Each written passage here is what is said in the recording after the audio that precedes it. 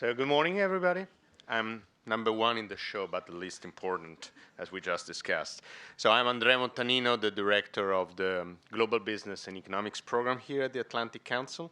A special welcome to Undersecretary Catherine Novelli, who is joining us today for our second event in the Power of Transparency series that we organized together with Thomson Reuters. Let me extend a warm welcome and thank you to the representative of Thomson Reuters.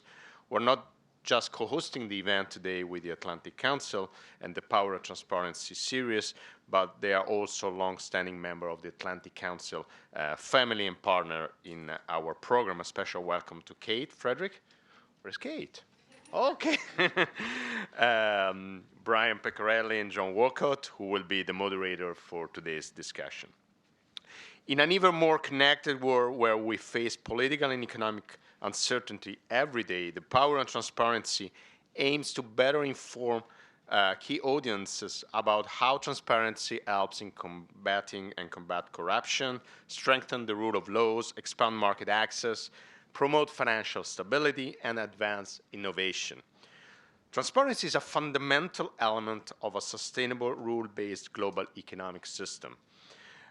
So as the second speaker in the Power of Transparency series, Undersecretary Novelli will shed light, I hope, on the economic benefits of reliable and accessible information that can empower government, private sector, and non-state actors. The event today is on the record.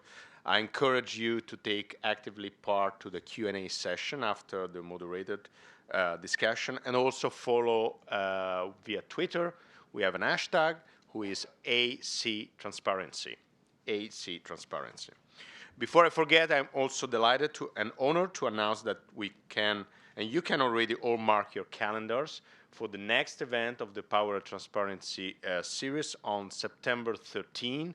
We will host the Honorable Marcel Lettre, Undersecretary of Defense for Intelligence of the U.S. Department of Defense. So September 13.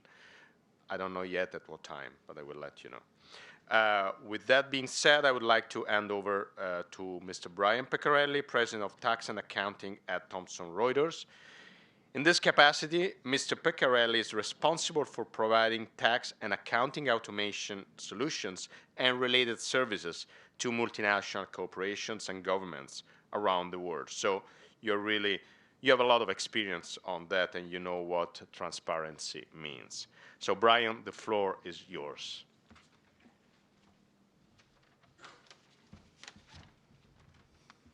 Thank you, Andrea, for those kind words.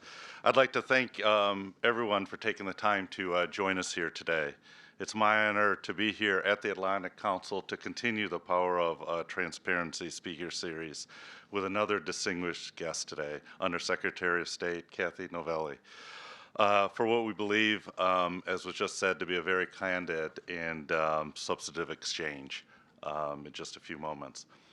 Today's discussion, entitled The Role of Transparency in Global Prosperity and Sustainable Economic Opportunity, is crucially important today as ever in our history.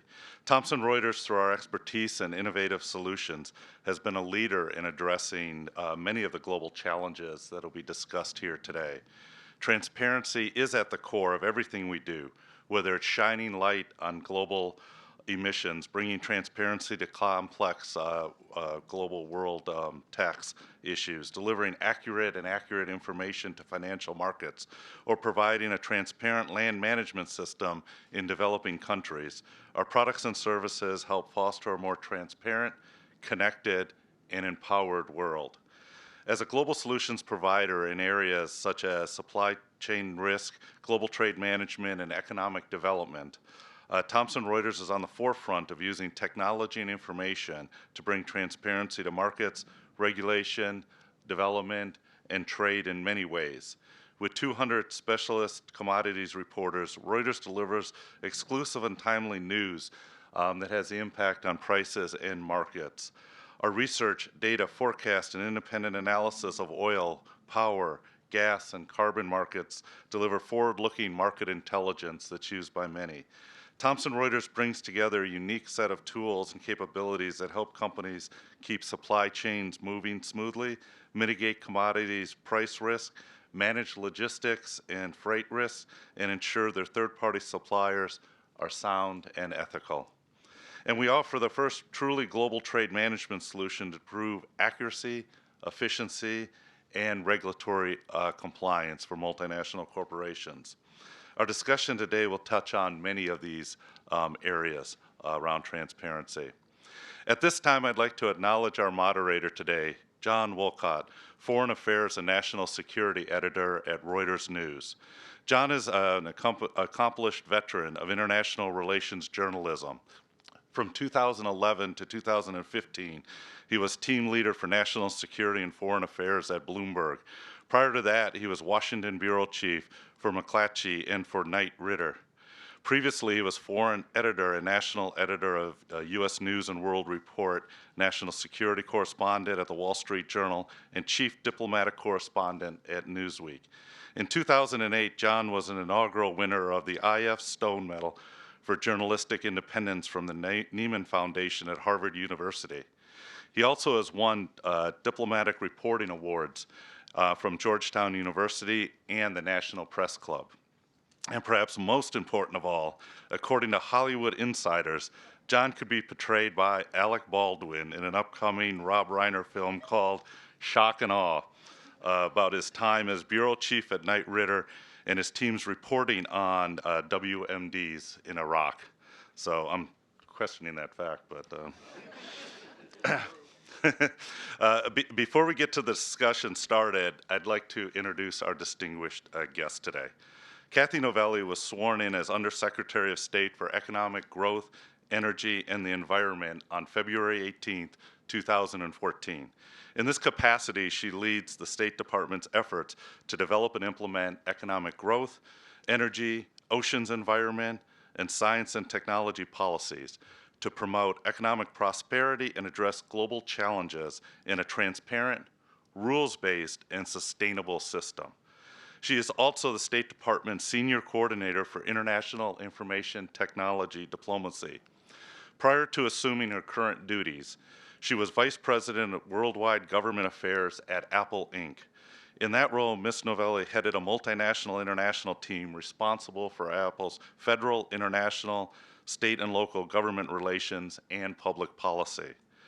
Formerly Assistant U.S. Trade Representative for Europe and the Mediterranean, Ms. Novelli coordinated U.S. trade and investment policy for over 65 countries of Western Europe, Central Europe, Russia, the NIS, and Middle East and North Africa. She has taken a leading role in many of the most important U.S. trade negotiations in Europe, Russia, and the Middle East and North Africa. I know we are all eager to hear from her today, so without further ado, please join me in welcoming Undersecretary Kathy Novelli.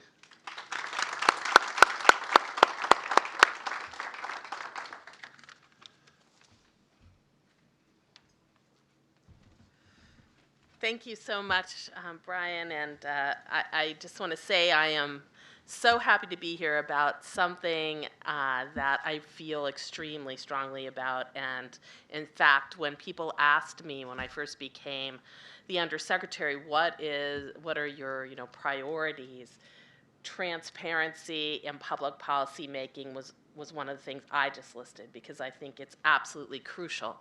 And I'd also like to thank Thomson Reuters for hosting us and for organizing this series, which I think is absolutely key, and we really have to think about it. And also very honored to be joining John Wolcott, who, as you've heard, is an incredible journalist with a well-earned reputation as one of the media's most tireless government watchdogs.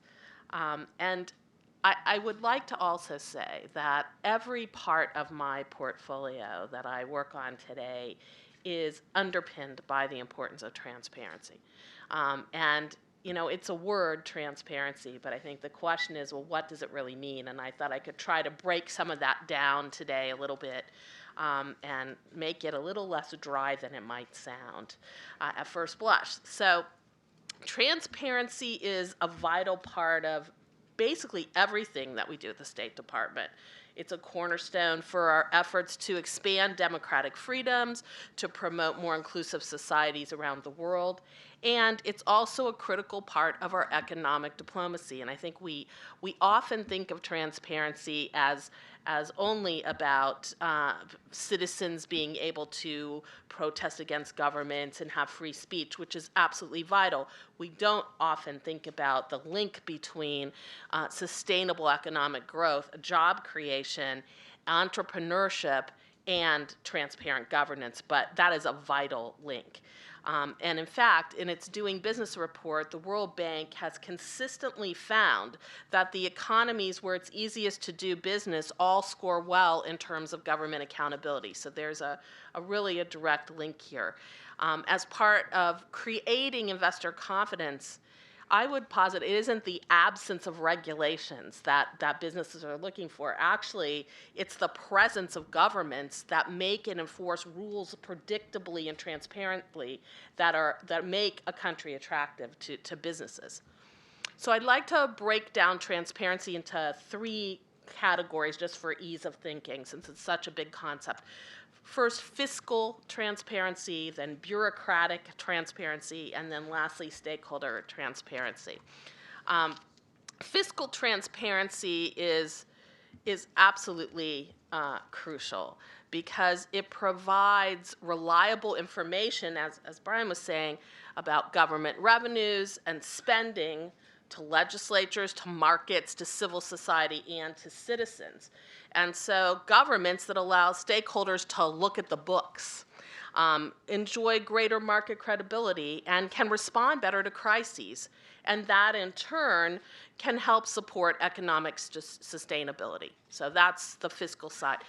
The bureaucratic side is really, when I think about that, that's the extent to which government regulations are clear, accessible, and consistently applied.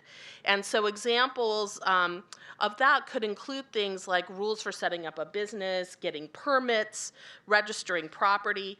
These are the sorts of regulations that are measured in the World Bank's annual Doing Business report. And they are considered the building blocks of a good business environment. No surprise there. This type of transparency and predictability enables domestic entrepreneurs to more easily set up businesses and also creates incentives for foreign companies, including U.S. firms, to invest in overseas markets. So the bottom line is that bureaucratic transparency can be a real boon for economic growth. So the third type, which is the stakeholder transparency, is really referring to the process that governments follow when they're writing regulations. So this is very important for stakeholders and the public at large to have an opportunity to help shape how rules are crafted. And the World Bank says that the quality of regulations improves when lawmakers are more inclusive and consultative during their own rulemaking process, which doesn't seem like a rocket science kind of pronouncement. Because if you think about it, public engagement and deliberation through a transparent process is going to lead to better and more predictable outcomes, and that is very, very important. So fiscal, bureaucratic, and stakeholder transparency are all hallmarks of an environment that promotes and supports sustainable economic growth. And importantly, all 3 of them help fight corruption.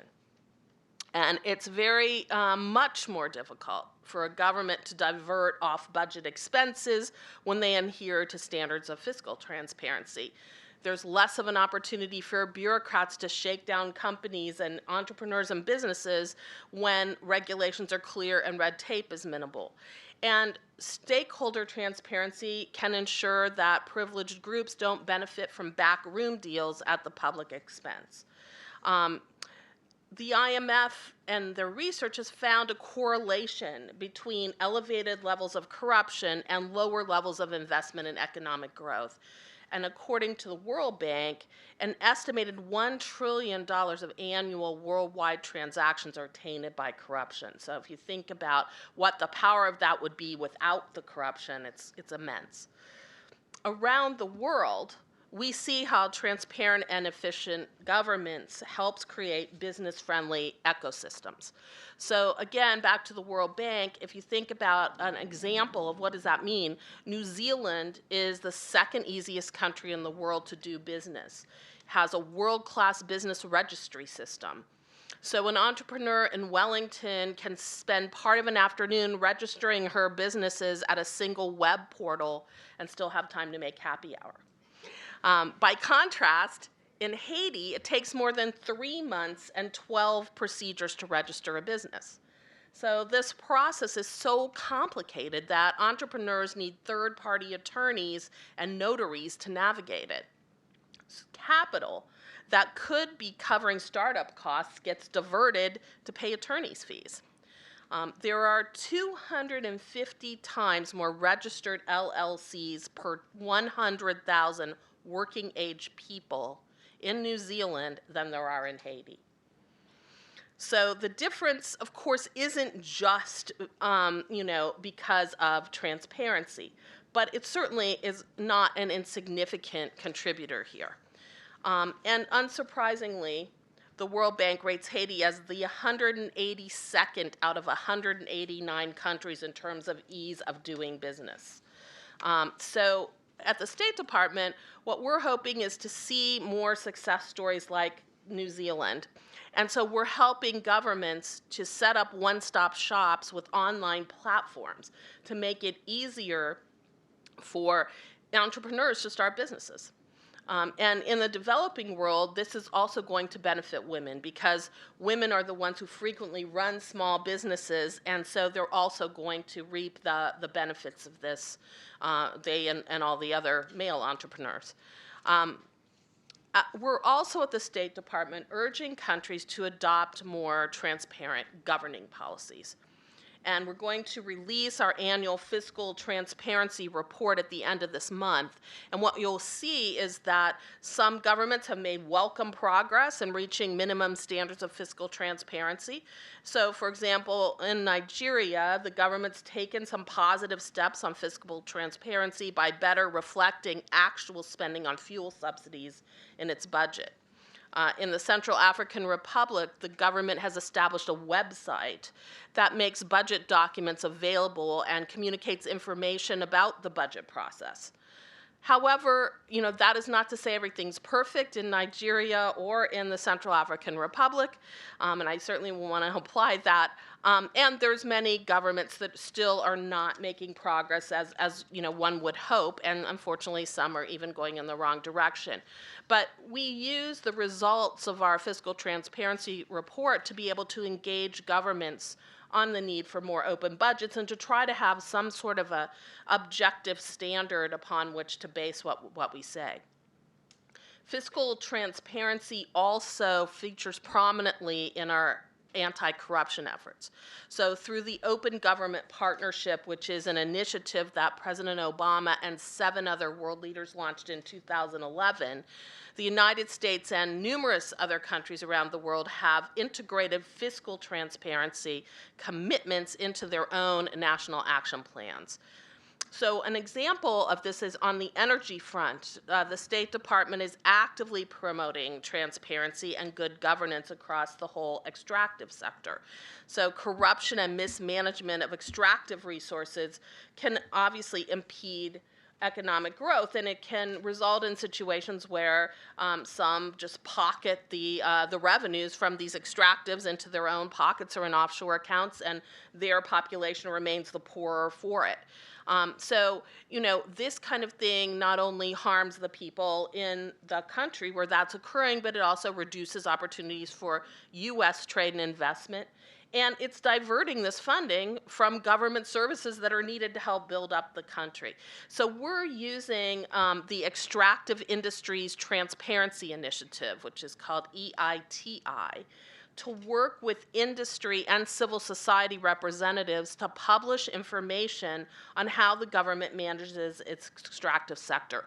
And today there's 51 countries, including the US, that are implementing this transparency standard. And one of the things I can say, having met with some of the NGOs in various countries that are working on this is that it has really created an opportunity for citizens to see what's happening with their government and then have a voice once they can see the information. It's not just about putting the information out there, it's also about being able to then say, well, asking questions about why things happen the way they do and have an opinion about whether that makes sense or it doesn't make sense.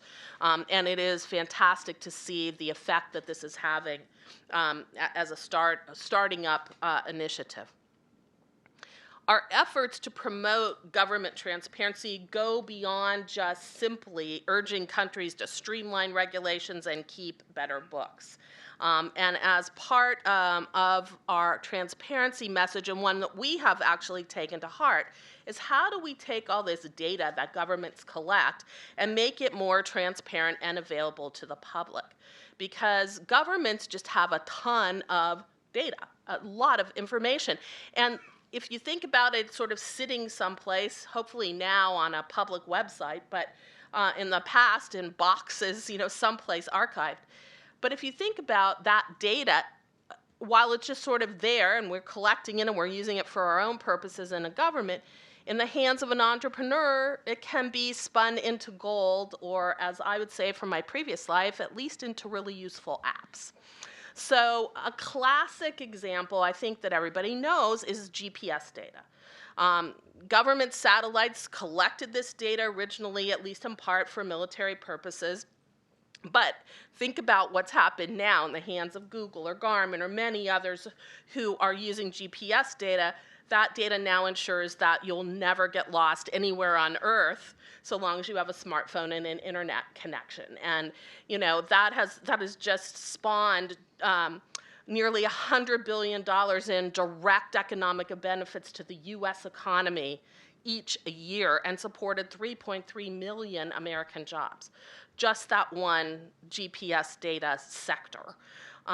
Other data is valuable as well. Think about companies like Zillow and Redfin who use publicly available property and tax information to drive their real estate ventures, and all of us can, go on Zillow and dream about the house on the lake or the ocean.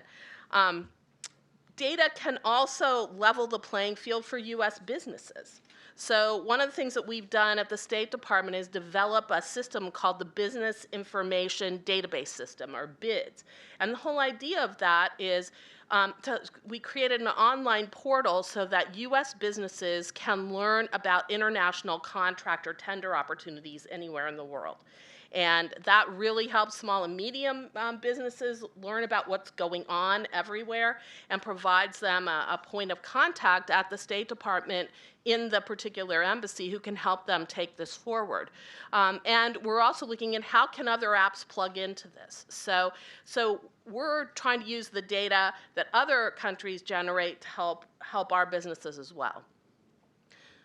All that said, one of the main challenges in figuring out how to reap the benefits of big data is how do we protect the privacy of individual citizens at the same time that we're doing this. And that is a question that we're still iterating as it goes forward. And we know that we need to find the proper balance of that. And that's, I think, something technology is going to help with as we go forward. But it is a societal question that needs to be thought about. In addition, this whole data that I'm talking about can be extremely valuable as a public good. So think about, for example, there are apps now in China that have been created that monitor pollution levels of each factory. And citizens can download this in China and they can see in their own neighborhood, are their factories abiding by what they're supposed to do or not? And if they aren't and nothing's being done about it, they have an ability to actually push their own local governments to do something, which they never would be able to do without that kind of data. It lets people know what are their cholesterol levels in Chicago. It lets NGOs track fish patterns in Palau. It lets restaurants in Philadelphia promise to only serve sustainably sourced fish, another issue near and dear to my heart. Prosecutors in Peru are using satellite data to stop illegal logging in the Amazon, and I've personally met with them, and they've said this has transformed their ability to actually go after folks. So, this goes on and on and on and on, and I think this isn't something we think about very often when we think about transparency, but I think it's absolutely part of the puzzle. So just in conclusion, I would say, transparency is something vital to democracy. It's the cornerstone of sustainable economic growth, and it creates the best possible conditions for businesses to thrive, for entrepreneurs to create new innovative industries, and for citizens to participate in their government, both from a political perspective and from an economic perspective, and it makes all of us better by holding our feet to the fire to facts. So I thank you for your attention. I'm looking forward to the discussion.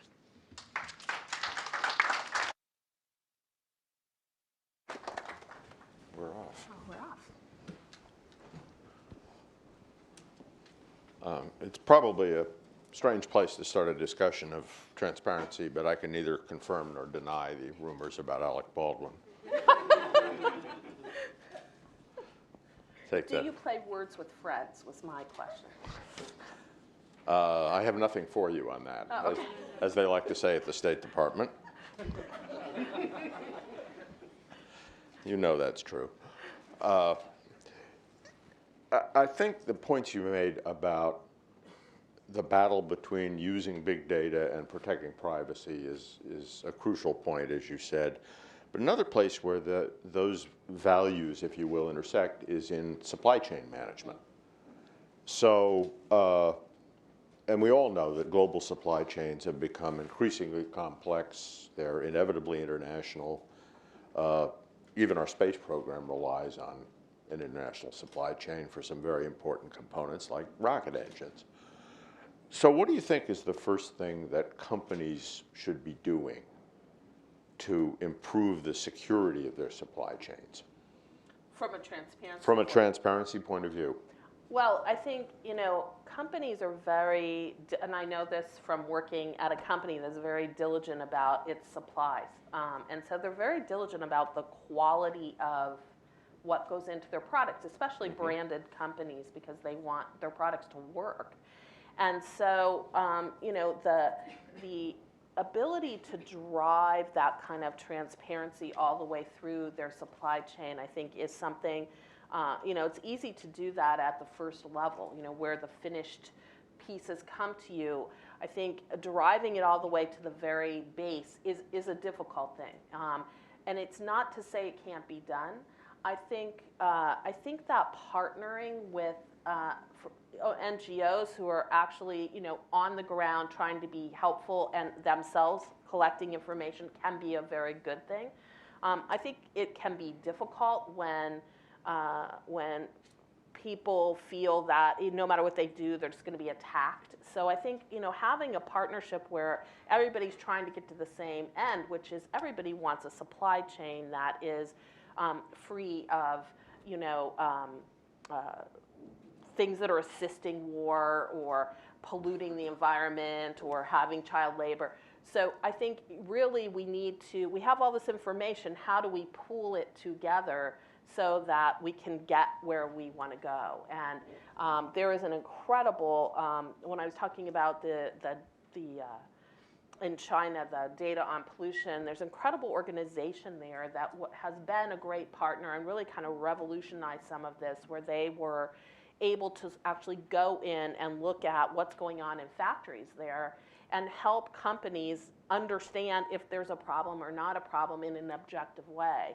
And I think that pooling all those resources can make a huge, huge difference. But I do think that if you think about, I visited a truck factory by an American manufacturer in South Africa, and it was amazing.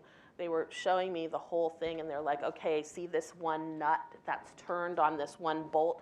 Well, we know exactly what nut that is, how many times it was torqued, by which machine, forever.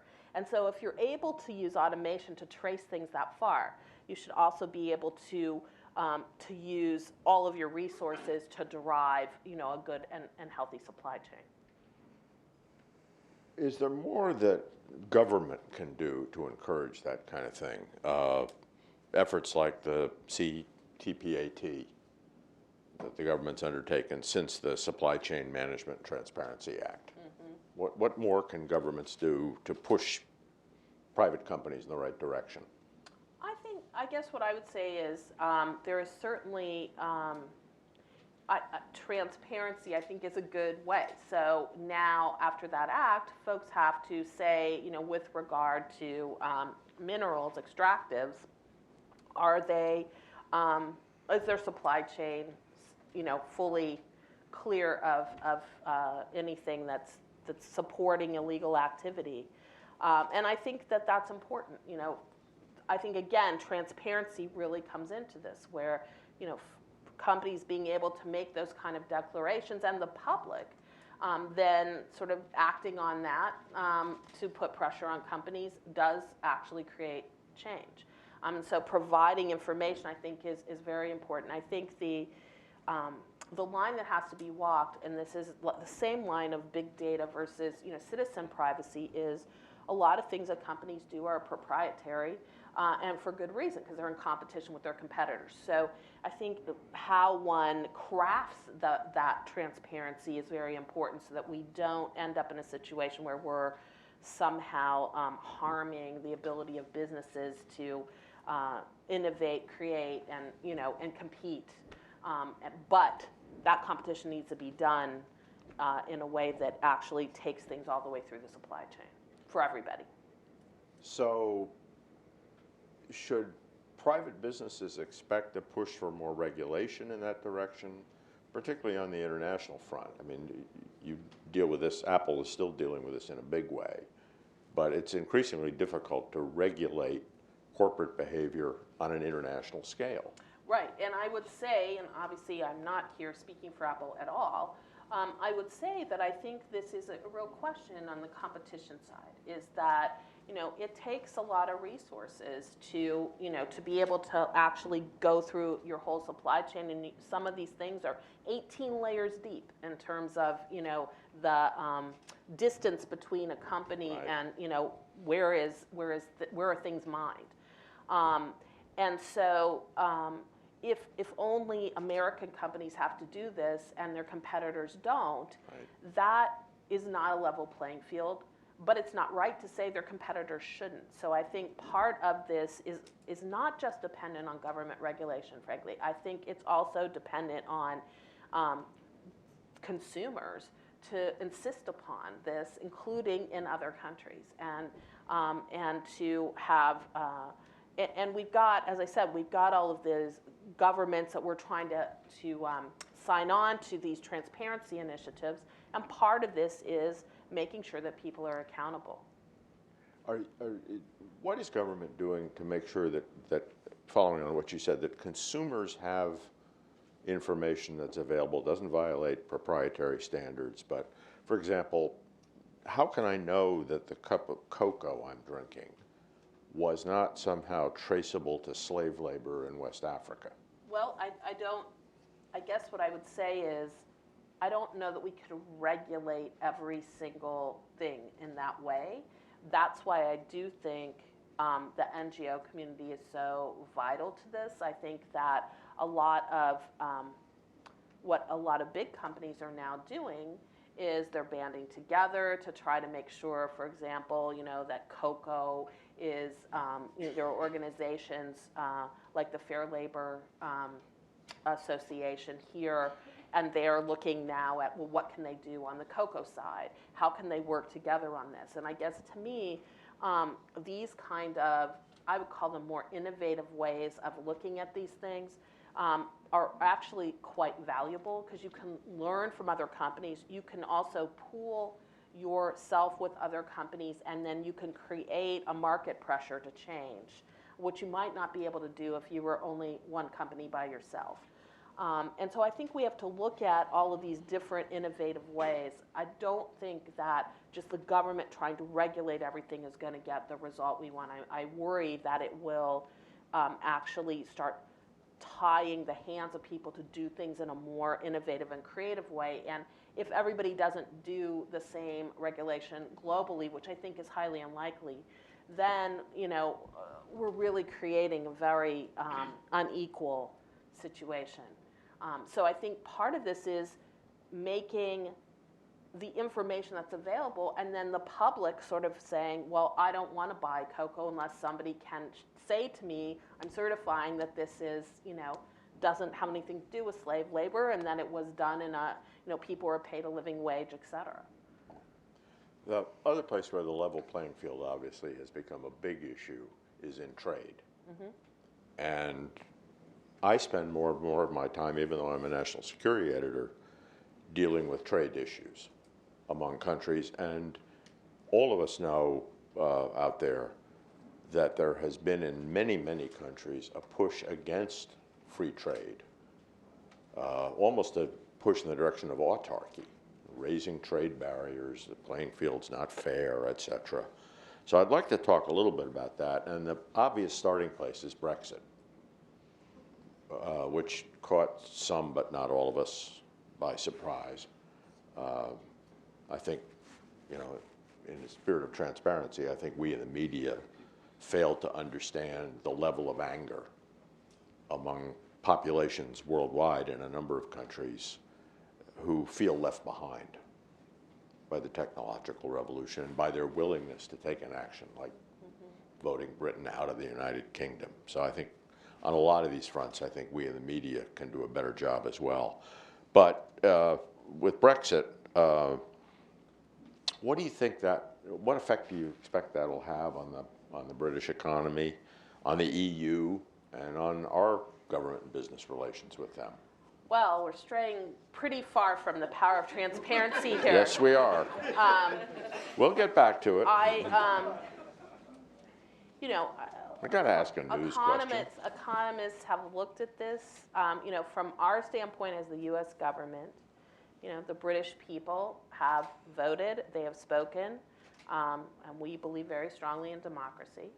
And so this is going to have to now, the terms of this will have to be worked out between the UK and the EU. And what we hope is that this will be a transparent, a relatively quick, not rushed in a quick way, but it'll be transparent, sort of predictable process that will move along, and that will result in still a united Europe with the UK playing an integral role as now newly defined. And I think it is impossible to predict what exactly is going to come from that in an economic terms, because we don't know what the end result's really going to be. But from our standpoint, I think just to bring this back to transparency, I think there's been a lot of concern about what this means, and I think the more transparent the process is, the more people can feel calm and they can have an input into how should this unfold. You were a trade negotiator. Do you was. feel that there still are? There's a danger in this environment to efforts like TTIP or the TTP, or? I think you said that a lot of people feel globalization has made people very uncomfortable, and I think that's a true statement. And I think part of what we need to think about is, as was said, are we going to go backwards and to try to just put up all these walls? And the difficulty of that is that we did that already once, not in my lifetime, but in my parents' lifetime, with the Smoot-Hawley tariffs, and it was a disaster for the country in many, many ways. And so to me, I don't think going back is the way that's going to help people in the country. We have to go forward. Globalization is a reality. And what we have to think about is how do we get our own best results for us. And since we have chosen after going through the whole Smoot-Hawley thing, to have an open system, which has actually benefited us tremendously in the past. We kind of have to think about two things. One is, how do we make sure that opportunities for our own economic growth are, that we have that level playing field in other countries where they haven't made those same choices, and by the way, where economic growth is not nearly as high as ours. So how do we do that? And two, you know, the fact is that technology, change, globalization, it all causes change in what happens in terms of businesses. I mean, we aren't now a country anymore where there's a huge industry making horse and buggies, you know. We're not doing that because things have changed, and automobiles came in, and that required something completely different. So I think we have to think about how we end up in a place where people are flexible so that as change occurs, they can still have careers, be gainfully employed, support their families, and do things that are valuable to society. And that is a big question. It's about education, it's about training, it's about pairing that kind of training with businesses who have needs. You know, that's something big that I think is on our horizon, and we really do need to look at. Yeah, let me just pick up on that. This will be my last question before we open it up. The other thing that's been in the news a lot, and I think you and I have both done a lot of work on this, is this string of violent attacks. And I'm not going to call them terrorist attacks, but because I think they're rooted. I've spent a lot of time in the Middle East, and I do not believe that they're fundamentally rooted in religion. I think they're rooted in the kind of economic conditions you just talked about, particularly large numbers of educated young people who see no future, who are shut out because of corruption, because of favoritism, all the factors you talked about. And all of us are living with this every day. So finally, how can we apply transparency to opening up, to giving those young people a future, a sense of belonging, other than being attracted to what I think is a false flag? Yeah. Well, you know, I think there's been a lot of work done on all of this, and it's very clear that there isn't one reason why, you know, people do this, and so it's a complicated thing that I think we have to look at from many angles. From the angle of sort of the economy and et cetera, I think there's several things that we really need to look at, and some of them are things that I actually talked about, you know, when I was giving my formal remarks. One of them is, how easy is it for a person to actually start a business and to make that business go, you know? And you think about the person in Tunisia who sparked everything, and, you know, part of his frustration, as he expressed, was that he was, you know, it was very hard for him to operate his fruit stand. And so, I mean, I think we really do, those things may sound dry, but they actually matter to people on a daily basis. It's, you know, can they start a business, can they maintain it, and can they do it without being hassled, without having to pay bribes, et cetera. And that's, I think, a real point of attachment.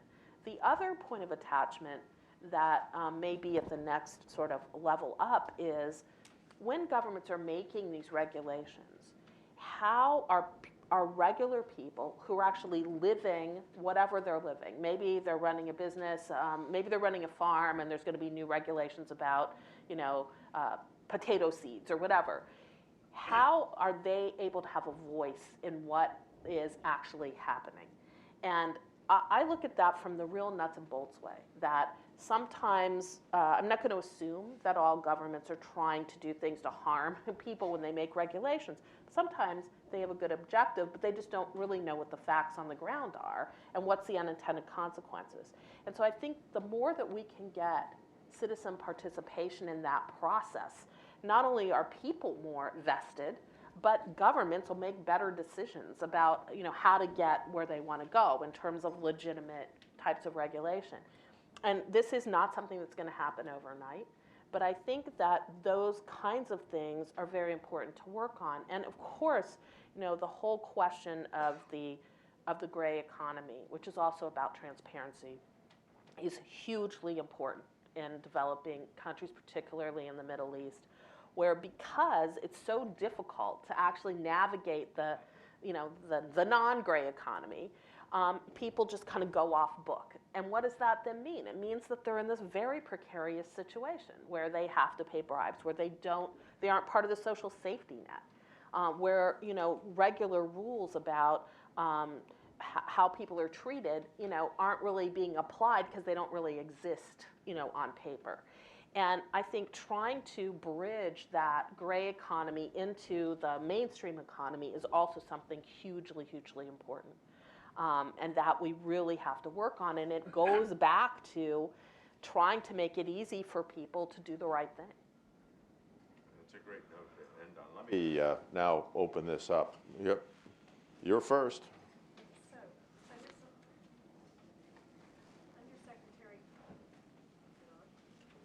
Undersecretary Novelli, I think we're all heartened to hear discussions of transparency. Most of us here are probably true believers. But in today's world, we're not seeing trends heading in that direction. People are in their, corners on trade.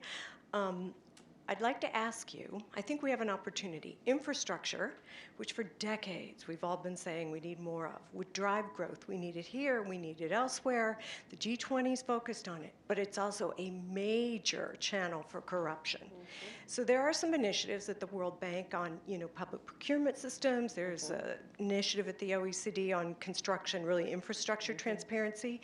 Is there any chance that after all this time, we might actually in the G20 or G8 or elsewhere, take concrete steps to pull together a map of how to get the 120 trillion that McKinsey says is sitting on the sidelines focused into these areas in a manner that could help spur growth, create job opportunities, spur entrepreneurship, improve development, make governments more accountable.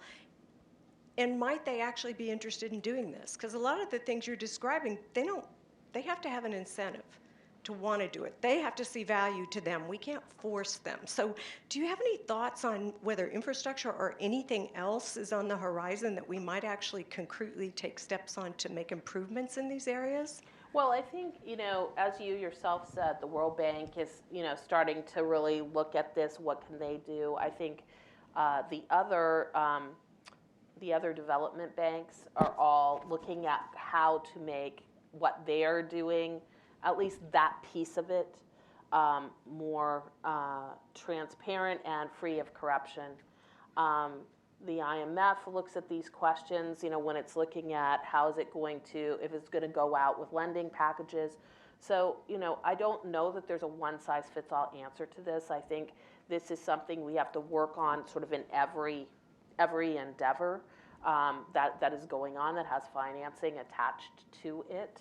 I think the other thing I would say is, part of the infrastructure that I've been working on is how do we actually include as part of infrastructure building out the internet and internet access to people.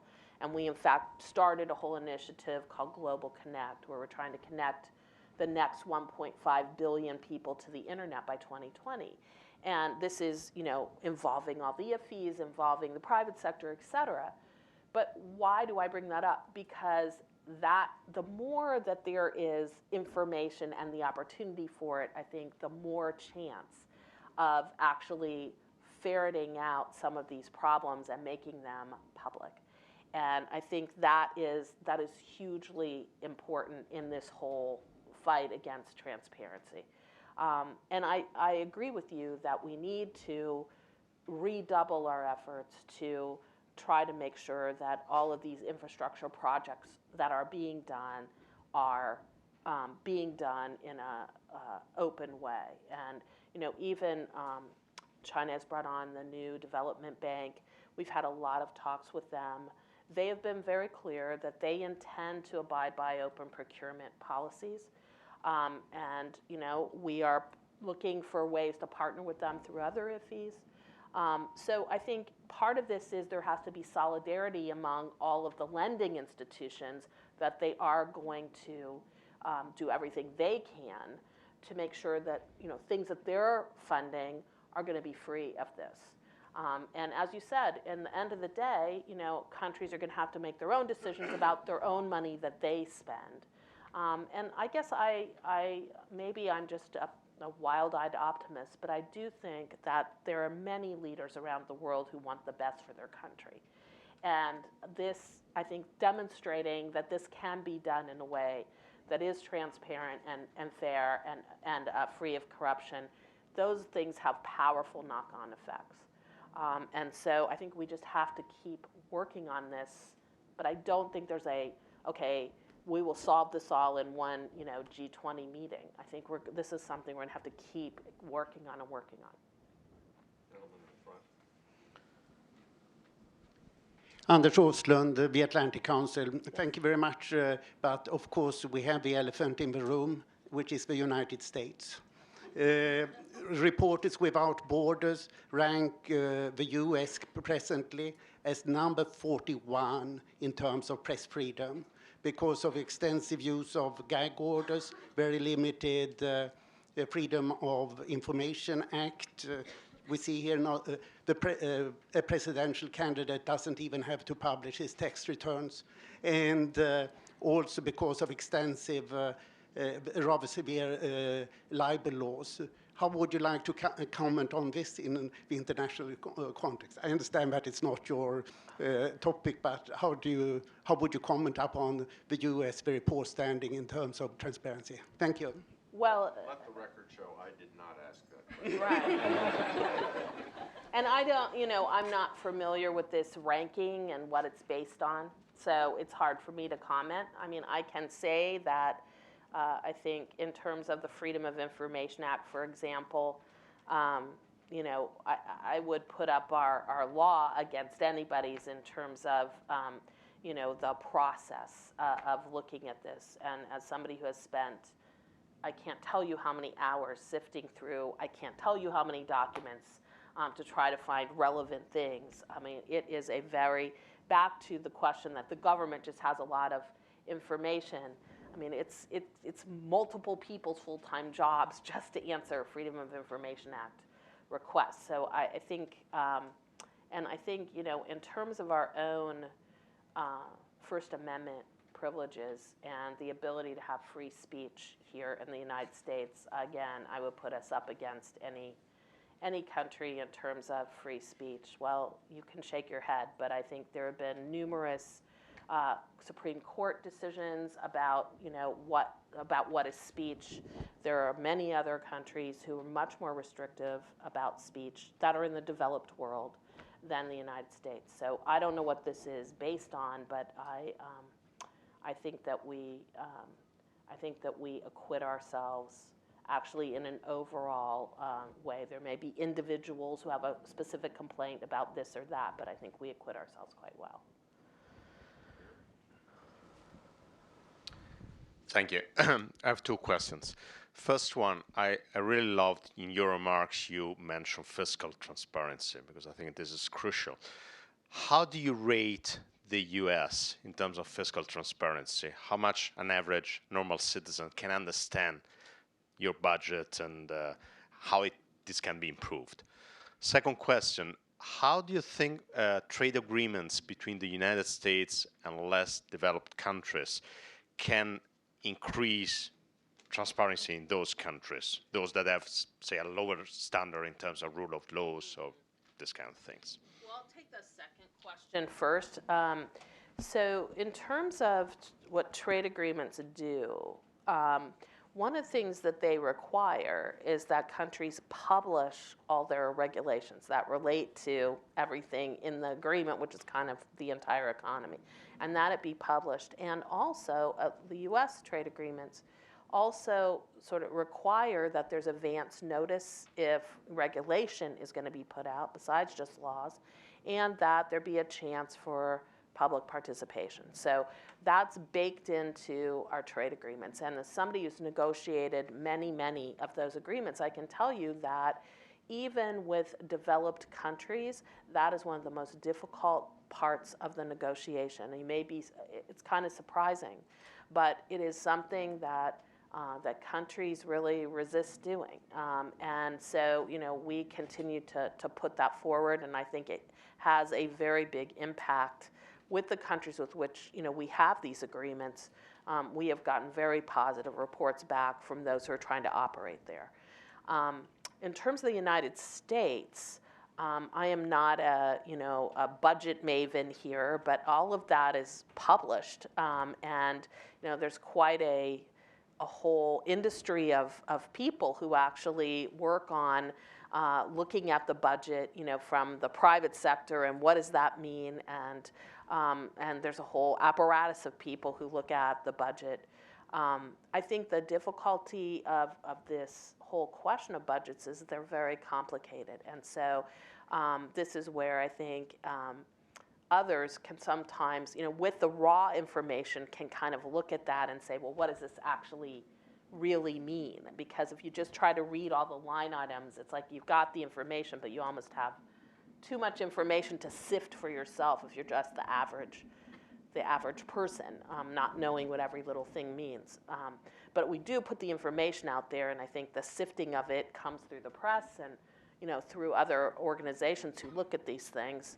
And then the question is, well, okay, then what do we all think about that? And if we want to do something different, then we have to talk to our Congress, who are the ones who are in charge of the budget at the end of the day. I think that has to be our final question. Thank you for mentioning the role of the press in transparency, so I didn't have to do it. Final reminder that the next speaker in the series will be, oddly enough, the Undersecretary of Defense for Intelligence. I may have to come back just to listen to him talk about transparency. But that will be Marcel Lettre on September 13th here at the Atlantic Council. So join me in thanking the Undersecretary for coming here, spending time with us.